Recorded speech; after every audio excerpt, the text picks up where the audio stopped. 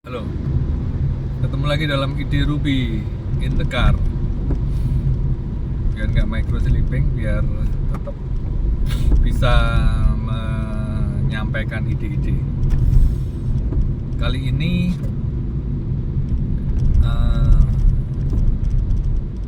saya mau menyampaikan tentang kesehatan.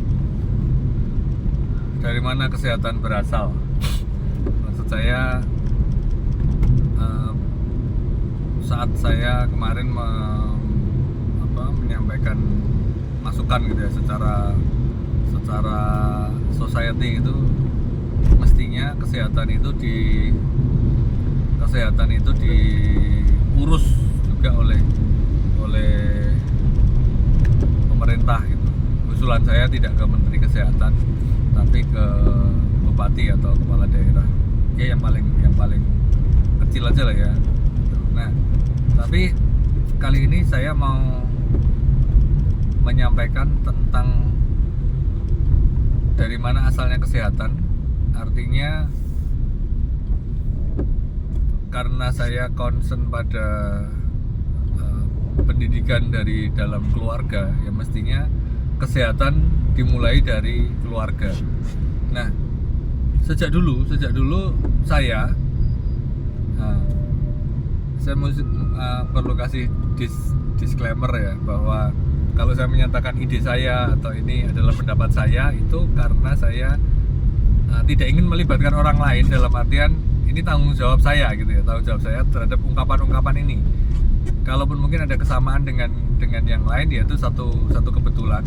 Kalau saya tidak mencantumkan saya pernah baca atau saya pernah nonton dan tidak mencantumkan, bukan karena kesengajaan tidak mau mengakui karya orang lain atau pendapat orang lain, tapi karena saya nggak ingat aja kalau dulu ternyata pengetahuan saya itu berasal dari sumber yang lain gitu ya. Nah, dan mungkin beberapa juga hasil dari diskusi ngomong-ngomong, bertanya-tanya pada ahlinya, atau mungkin dia sebenarnya secara formal gitu bukan ahli, tapi dia tahu banyak, punya pengalaman tentang kesehatan misalnya gitu. Oke. Jadi kenapa kesehatan dimulai dari keluarga? Dulu itu saya pikir bahwa yang tahu tentang kesehatan itu adalah tenaga kesehatan gitu ya, dokter. Dulu ada istilahnya mantri gitu ya di puskesmas gitu. Ya orang-orang itu yang tahu tentang kesehatan. Itu asumsi saya dulu begitu. Nah, kemudian waktu saya kuliah di informatika gitu, kami pernah membahas tentang kecerdasan buatan, artificial intelligence, yang sekarang ini sudah begitu maju gitu ya.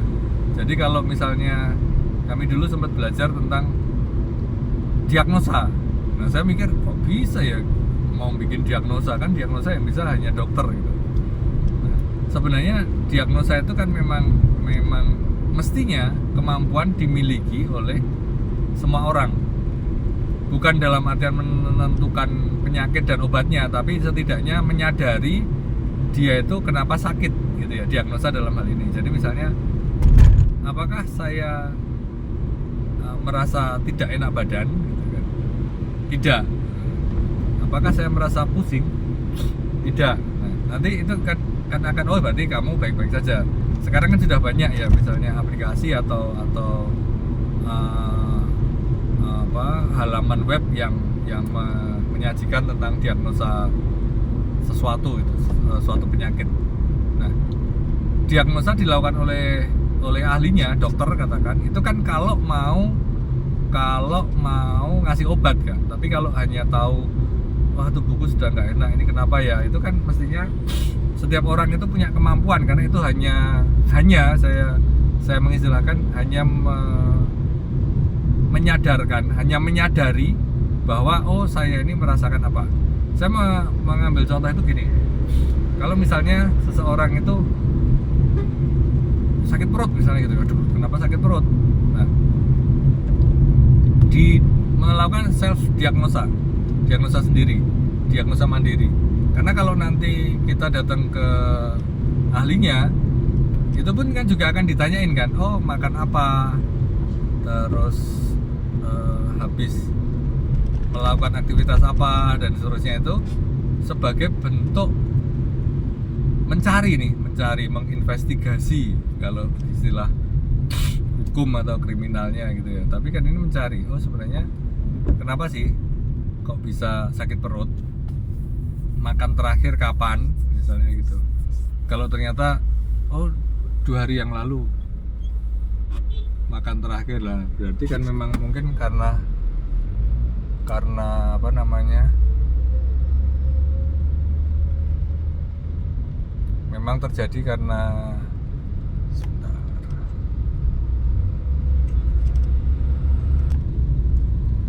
Kalau sudah lama nggak makan ya mungkin karena lapar gitu kan, sakit perutnya, atau karena memang saya sebenarnya makan teratur. Nah, apa yang dimakan kan kemudian gitu ya. Nah itu kan, oh ternyata yang dimakan terlalu pedas misalnya, atau terlalu asam, atau terlalu berminyak, atau terlalu bersantan. Nah mungkin itu kemudian, nah yang tahu kan dokter ya. Cuman kalau sekarang rasanya banyak resource bisa dipelajari, dicari dan dipelajari bahwa oh itu mungkin karena ini. Nah cuman maksud saya bukan kemudian mencari obatnya, penyembuhannya itu bukan sekedar obat, tapi langkah-langkahnya itu apa. Oh ini termasuk jenisnya keracunan misalnya. Nah dalam hal ini saya ini bercerita dan sambil berimajinasi gitu ya. Saya tidak tahu jenis-jenis sakit perut itu sebenarnya apa gitu. Tapi misalnya oh ini keracunan. Kalau orang dulu itu terus oh dikasih aja air kelapa hijau lah, air apa. Nah, saya pikir itu logika sederhananya sebenarnya kalau keracunan minum sesuatu yang netral, nah nanti dia akan keluar, racun itu akan keluar dengan mungkin muntah, mungkin buang air dan lain sebagainya gitu ya. Nah logika dasarnya kan begitu. Sedangkan sekarang biasanya yang dikasih itu adalah anti nyerinya yang dikasih supaya tidak sakit dulu. Nah, dan menurut saya itu justru bahaya ya satu sisi, karena mungkin justru penyakitnya nggak ketahuan apa, atau sebabnya nggak ketahuan, tapi sudah nggak sakit lagi. Jadi misalnya ini tadi kan kita ngomong di sakit perut kan, sakit perut terus oh udah dikasih anti nyeri, artinya sakitnya udah nggak terasa lagi. Jadi tidak dicari apa penyebab utama dari sakit perut itu. Jadi dia punya obat ini. Nah obat ini kan seperti solusi, padahal perutnya sensitif terhadap pedas misalnya. Dia nggak tahu, sehingga kalau habis makan pedas sekali atau sedikit pedas itu ternyata sakit perut. Terus akhirnya karena dia tahu ada obatnya, makanya ini diminum, dan kalau minum obat selesai sakitnya. Nah, maksud saya kita harus membangun kesadaran dan kemampuan berpikir, walaupun ini kalau dibayangkan secara global di Indonesia Raya ini mungkin agak sulit. Kenapa? Karena kemampuannya aja ya, kemampuan IQ-nya 78 misalnya gitu. Terus kemudian kesadaran berliterasinya juga rendah dan seterusnya. Jadi masa disuruh pikir kayak gitu? Ya nggak apa-apa, yang mau aja gitu ya. Supaya yang terpelajar, yang mau sadar itu paling tidak mengetahui duluan. Karena saya pikir tentang kesehatan ini mungkin perlu ada semacam definisi ulang, meredefinisi tentang kesehatan. Kalau sekarang kesehatan itu terhubungnya dengan obat-obatan justru. Jadi yang sehat itu oh minum multivitamin setiap hari, minum ini. Ini menjadi kekuatan, padahal harusnya menurut saya itu lebih ke alami gitu ya. Nah, sekarang ini orang yang terpelajar, yang punya akses terhadap kesehatan itu mungkin justru terpikirnya itu oh setiap sekian bulan ada suntik vitamin misalnya gitu ya, yang mahal dan itu bikin fresh ya. Saya nggak tahu itu zat-zatnya apa. apakah memang ada kayak gitu? Nah, setahu saya dulu waktu COVID itu kan lihat kesaksian artis disuntik apa, harganya berapa, jadi lebih enak. Nah, yang kayak gitulah itu menjadi satu catatan gitu ya. Kenapa orang yang pinter sebenarnya dan punya duit tapi logika kesehatannya masih pada sembuh karena obat, bukan karena mencari akar masalahnya ya tadi. Kalau misalnya sering sakit perut terus yang diobati sakit perutnya, bukan ternyata saya sensitif nih dengan makanan pedas. Nah, jadi kan kalau tahu seperti itu mestinya menghindari makanan pedas sehingga tidak sakit perut. Dan ya memang seumur hidup nggak makan pedas ya, kalau memang kondisinya seperti itu ya kenapa tidak gitu ya. Ini kan contoh-contoh yang sederhana. Nah, saya berpikir dengan mengetahui hal-hal seperti itu ya, ini tadi sakit perut, mungkin kan manusia itu mau dari mana toh, kepala misalnya pusing itu apa? Nah, mestinya karena sakit lapar tadi itu juga bisa sakit perut, bisa pusing. Terus pusing itu mungkin juga karena kecapean, pusing. Nah, ini kan disadari dulu aja itu, jangan pusing minum obat anti pusing. Nah, ini yang merusaknya itu kan di situ. Sehingga dalam pemahaman saya bagaimana menyadari bahwa saya pusing karena lapar, saya pusing karena kecapean, saya perlu istirahat. Karena lapar ya saya perlu makan, karena apalagi. Nah, itu kan yang sederhana. Tapi kalau sudah kanker, kalau sudah ini ya, kalau itu kan sudah lanjut ya. Makanya kalau sudah lanjut seperti itu perlunya kesadaran. Lagi-lagi kesadarannya kan ditambah nih, kalau dia sudah tahu tubuhnya seperti ini, karena ini dicari masalahnya, yang dihindari masalahnya, yang dihilangkan masalahnya, begitu. Nah, kalau ternyata sudah terlanjur, kalau bayangan saya dengan kesadaran seperti ini, orang akhirnya akan bisa lebih menjaga kesehatannya. Nah, dia tidak akan terserang penyakit yang lebih lanjut, yang lebih berat gitu ya. Nah, kalau sudah sampai terlanjur, misalnya yang umum itu gula, ternyata gulanya tinggi atau kolesterolnya tinggi, nah, atau tensinya tinggi gitu ya. Ini kan lazim sekali kan, kolesterol, gula, tensi. Yang dilakukan adalah minum obat. Nah, ini yang saya punya pendapat dan banyak mendengar di sana sini juga ya. Nah, cuman sumbernya lupa dari mana saja. Bayangan saya ini yang perlu menjadi perhatian, dan mungkin teman-teman kalau punya akses terhadap pengetahuan itu bisa berbagi juga tentang bagaimana misalnya tensi itu apa sampai muncul angka.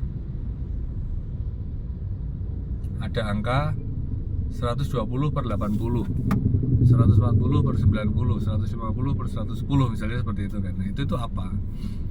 Dan apakah memang harus dicapai 120/80 misalnya begitu?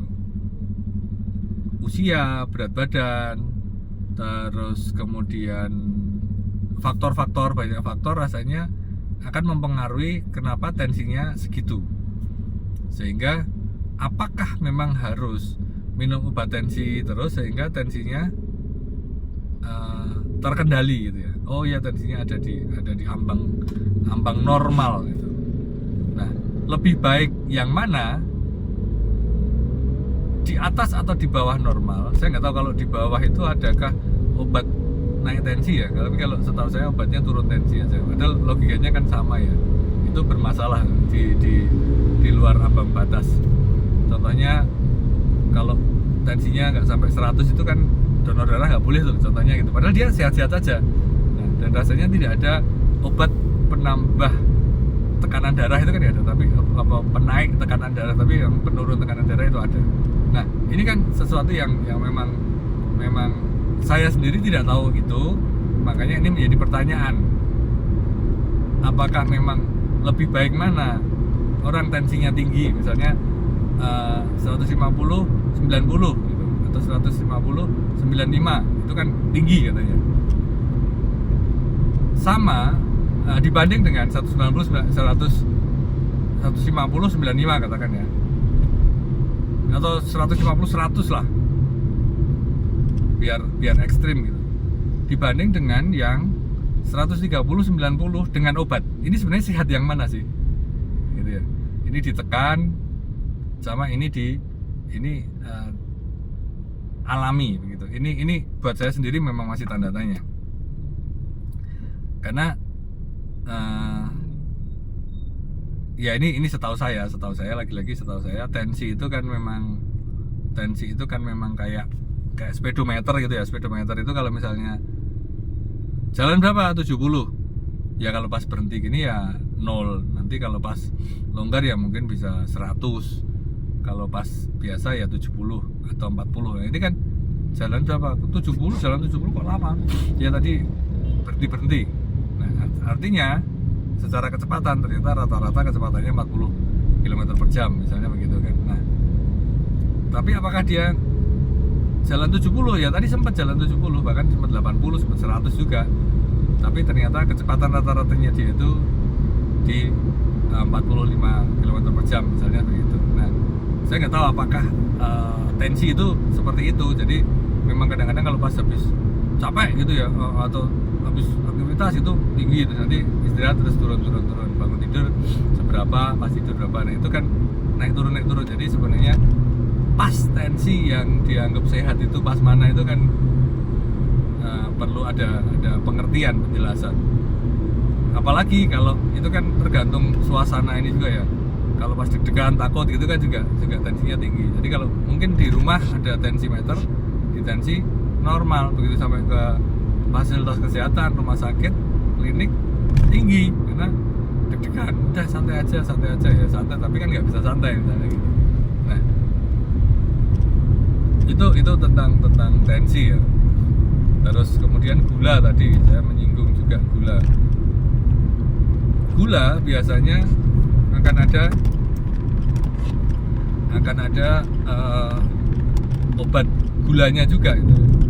Obat gula itu menurunkan ini juga kadar gulanya. Nah, bahkan ada yang sampai insulin dan seterusnya. Dan kemudian sama juga dengan tensi tadi, harus diminum seumur hidup. Kalau sudah pakai insulin akan pakai itu seumur hidup kan, katanya begitu. Cuman ini tentang insulin, ada satu temen yang sembuh atau tidak pakai insulin lagi. Nah, ini saya baru mau mengatur pertemuan gitu ya, mau ikut ketemu sama orang ini supaya tahu bagaimana sebenarnya sembuh tanpa tidak menggunakan insulin lagi. Nah, jadi gula itu kan juga gitu ya, 200 katakan. Nah, logika saya kalau gula ini lebih mudah juga, karena beberapa saya dengar juga ada yang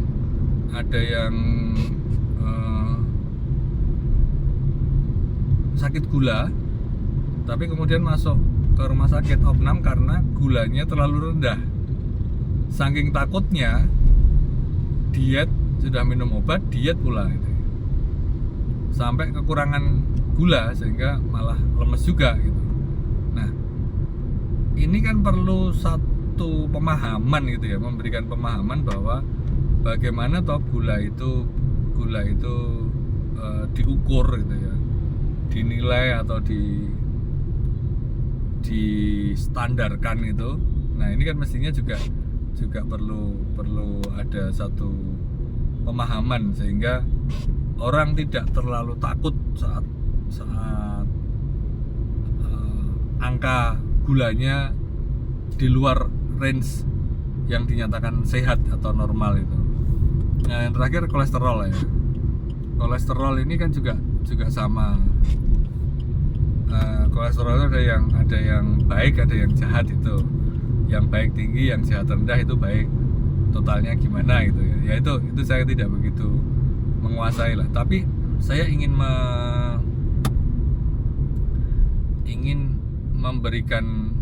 memberikan catatan saja bahwa sebenarnya ketiga hal yang saya sampaikan tadi tentang darah tinggi, atau tensi, gula dan kolesterol itu kuncinya di makanan. Nah, makanan ini mempengaruhi itu tadi, angka yang akan kita dapatkan itu terpengaruh dengan itu tadi, dengan asupan yang masuk kan. Sedangkan asupan yang masuk ini seringkali kita brutal itulah ya, istilahnya mungkin ekstrimnya sampai brutal, sehingga tanpa sadar membuat tensi naik. Nanti kalau tensinya naik ada gulanya juga ikut naik, kolesterolnya juga naik. Nah ini kan akhirnya repot kan, hanya karena makanan. Dan mungkin kalau makan sekali nggak apa-apa, tapi kalau makan berkali-kali itu baru menumpuk gitu ya. Jadi kalau misalnya asam urat, nah ini lompat ke asam urat, emping dan asam urat misalnya begitu. Wah, nggak boleh makan emping, nanti emping kena asam urat gitu. Saya pikir yang bermasalah dengan emping itu adalah orang yang sudah terlanjur asam urat. Artinya asam urat itu kan semua orang sebenarnya punya asam urat ya, tapi asam uratnya tinggi. Begitu orang asam uratnya tinggi itu makan emping kemudian kumat katanya gitu. Nah ini kan istilah-istilah yang buat saya kayak salah kaprah nggak sih ini? Ada istilah-istilah seperti itu, asam urat lah, kumat lah, dan punya asam urat itu kan sebenarnya salah kaprah kan. Punya asam urat ya memang semuanya punya asam urat. Terus kemudian kumat. Nah kumat itu asam uratnya sedang tinggi kan gitu. Nah saya pikir kalau misalnya dia asam uratnya sebenarnya tinggi, mungkin ada orang yang asam uratnya berapa ya, angkanya saya nggak tahu itu, 7 misalnya gitu ya. 7 itu sakit dan terasa. Mungkin ada juga yang sudah 7 tapi belum kenapa-kenapa. Nah ini kan ada faktor lain yang mempengaruhi, mungkin faktor gerakan gitu. Orangnya rajin berolahraga, rajin stretching, rajin bergerak, sehingga dia tidak merasa kenapa-kenapa dengan asam urat yang segitu. Nah ini saya juga nggak tahu ini ya apa yang sebenarnya, tapi bagi saya orang seringkali kemudian takut kolesterol, nggak makan daging ini, daging itu, nggak makan ini, nggak makan itu, nggak makan gorengan dan seterusnya. Ya itu bagus sih kalau tidak itu, cuman jangan sampai itu sangat begitu menakutkan gitu menurut saya. Jadi kalau bisa menghindari makanan-makanan yang dalam tanda kutip tidak sehat, ya itu bagus. Tapi bagi saya misalnya gorengan gitu ya, gorengan dengan minyak yang katanya sudah berkali-kali lah, sudah sampai hitam lah dan seterusnya, itu bahaya iya. Tapi ada juga yang kan ini sudah ketahuan nih, minyaknya hitam, gorengan pula ada senyawa-senyawa, ada reaksi kimia dan seterusnya yang membuat itu bahaya bagi tubuh. Tapi urusan makanan itu kan ada tuh, kalau kita ke swalayan gitu ya, swalayan retail itu, kalau tidak disebut Indomart, Alfamart gitu, Alfamidi, Indogrosir, Superindo dan teman-temannya, Foodmart, Transmart dan lain sebagainya, itu kan ada makanan-makanan yang terkemas dengan baik, yang komposisinya ketahuan, di situ gulanya tinggi, ada pengawet, ada perasa, ada pewarna. Nah sebenarnya lebih bahaya mana pertanyaan saya, antara gorengan yang minyaknya dipakai berulang-ulang itu dengan makanan dengan ini sengaja ada zat-zat yang ditaruh untuk membuat lebih awet, warnanya lebih bagus, rasanya lebih enak, dan dengan penelitian sehingga orang merasa orang membuat jadi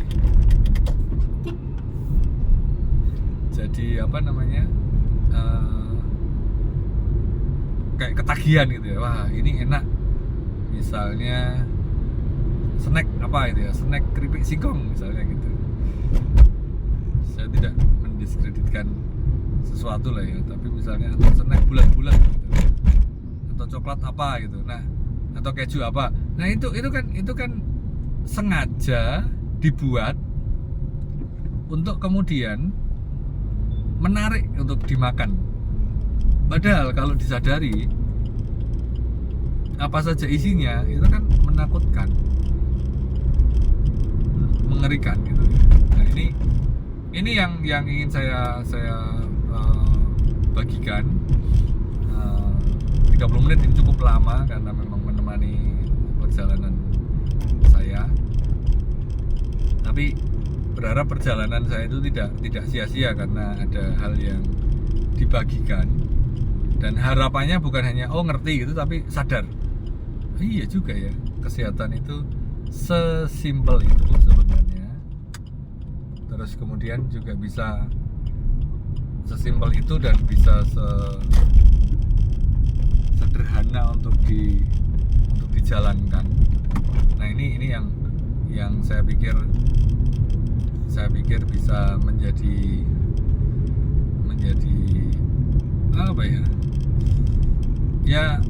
ya menggugah pemikiran saja, dan mungkin juga bagi teman-teman profesional ya, misalnya dokter, tenaga kesehatan, karena sebenarnya saya ingin mendedikasikan ide saya ini, ungkapan saya ini pada teman saya yang ini ada di dalam gerombolan ya, bukan gerombolan lah ya, kelompok nongkrong sebenarnya gitu sederhananya, kelompok nongkrong yang dia kemudian memberikan pemahaman terhadap jangan sembarangan minum obat loh, lihat itu obat apa, itu hanya pereda rasa sakit loh, itu tidak menyembuhkan penyakit. Sakit yang kamu alami itu adalah respon dari masalah dalam tubuhmu. Nah masalahnya apa itu yang sebenarnya harus dicari. Nah ini yang mendasari, seingat saya ini yang mendasari concern saya terhadap kesehatan itu dari teman saya yang satu ini.